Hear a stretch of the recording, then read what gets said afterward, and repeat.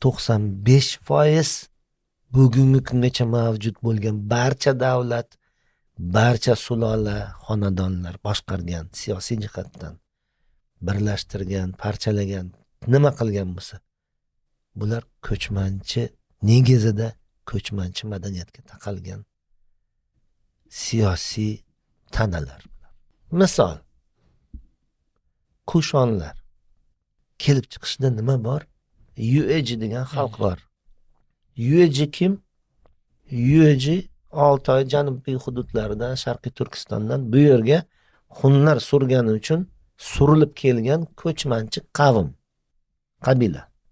Undan keyin Hidari davlati bo'ladi, ko'chmanchi. Hiyoni ko'chmanchi. Eftali ko'chmanchi. Turk xoqonliklari bir nechtasi, hammasi ko'chmanchi. Qoraxoniy, Saljuqiy, G'aznaviy, Xorazmshohlar bir qator butun yaqin sharqda egallagan. Hammasi ko'chmanchilikka taqaladi. Undan keyingi davrda qarang, Mo'g'ullar bilan boshlangan yangi bir bosqichda Chig'atoy ulusi bizni hududimiz berdi. Undan keyin meros qilib olgan Temuriylar davlati. Sulolasining kelib chiqishi qanaqa?